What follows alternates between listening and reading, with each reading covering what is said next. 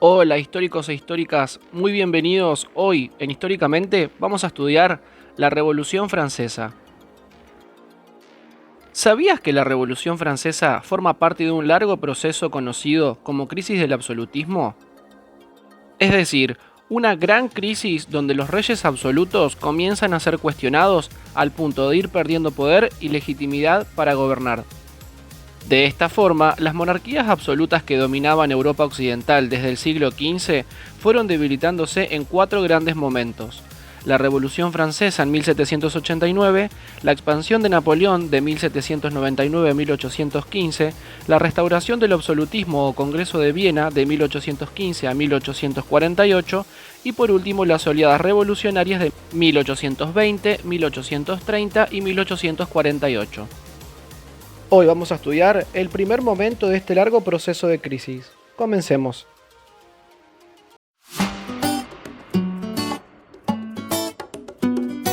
Para comenzar, veamos brevemente qué fue el Estado absolutista y por qué entró en crisis.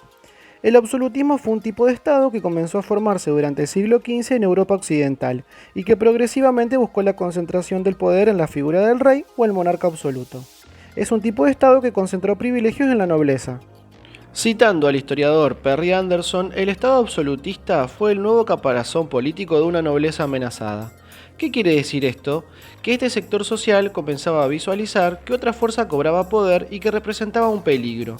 La idea de caparazón refiere a que había que protegerse, y el Estado absolutista fue la respuesta, es decir, concentrando mayor poder, estas monarquías mantenían bajo su mando al sector social que los alarmaba. ¿Y quién amenazaba a la nobleza? El sector social al que nos referimos es la burguesía. Los burgueses venían logrando gran importancia comercial desde mediados de la Edad Media. Se embarcaron en aventuras comerciales que les dieron prosperidad. De esta forma fueron adquiriendo mayor poder económico, pero no político. El poder político por aquel entonces estaba concentrado en otros grupos sociales. Pero veamos quiénes tenían el poder político hasta ese momento. El rey, principalmente, junto con la nobleza y el clero, era el grupo de los privilegiados. Estos constituían el primer y segundo estado en Francia. El tercer estado estaba conformado por los burgueses.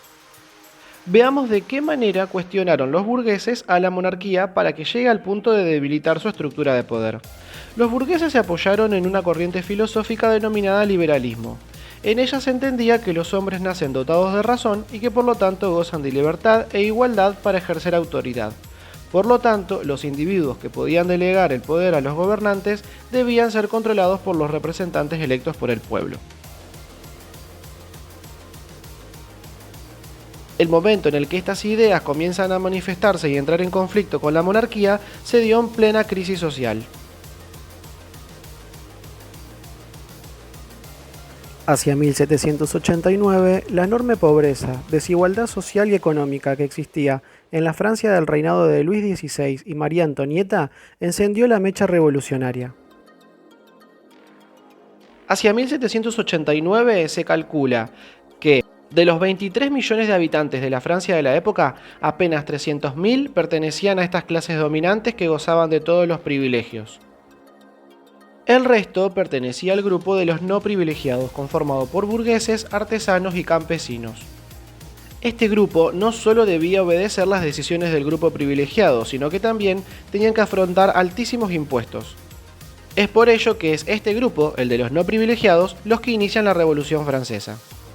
El primer momento del inicio de la Revolución tiene que ver con la crisis que se vivía en Francia, provocada por las malas cosechas y el vaciamiento económico que provocó el apoyo francés a la Revolución estadounidense de 1776. Frente a esta situación, el rey convoca una reunión de los Estados Generales.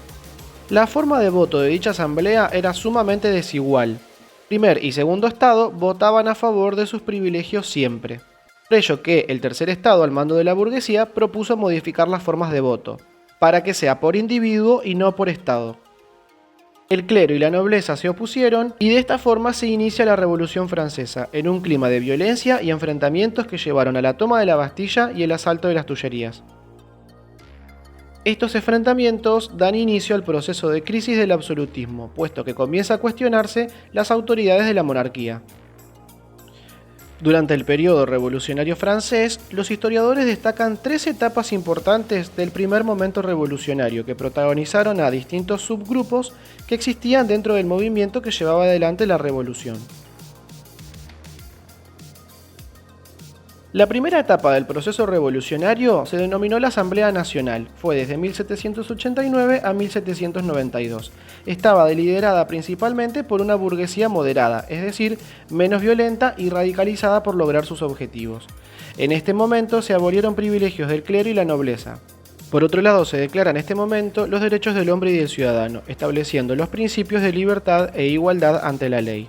El segundo periodo fue la Convención Nacional. Aquí el sector revolucionario que predominó fue el de los jacobinos, personas que fueron más radicalizadas en la revolución. Estos utilizaron la fuerza y el terror para imponer un orden no solo en Francia, sino en el resto de Europa, llevando a cabo guerras para derrotar las otras monarquías absolutas del continente.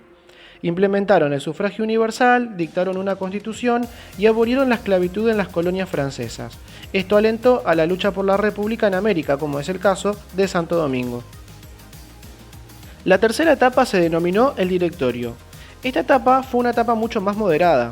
Buscó restablecer el orden luego de la etapa anterior, que estaba muy enmarcada en el terror, apoyándose en el ejército para calmar a aquellas facciones radicalizadas de derecha y de izquierda que habían dominado durante el periodo anterior. El apoyo en el ejército hizo que muchos líderes de las armas sean grandes sujetos políticos. Esto trajo a la escena revolucionaria a Napoleón Bonaparte, que mediante un golpe de estado denominado Golpe del 18 de Brumario, donde Napoleón comienza a reinar en Francia y emprende una conquista por Europa para expandir los principios de la Revolución Francesa. Napoleón va a expandir la Revolución Francesa finalmente y va a dejar una profunda marca de liberalismo en Europa, que va a seguir debilitando el Estado absolutista en toda Europa occidental. Si te gustó nuestro video, no te olvides de suscribirte, darle like y activar la campanita para que podamos avisarte nuestro próximo contenido. ¡Hasta la próxima!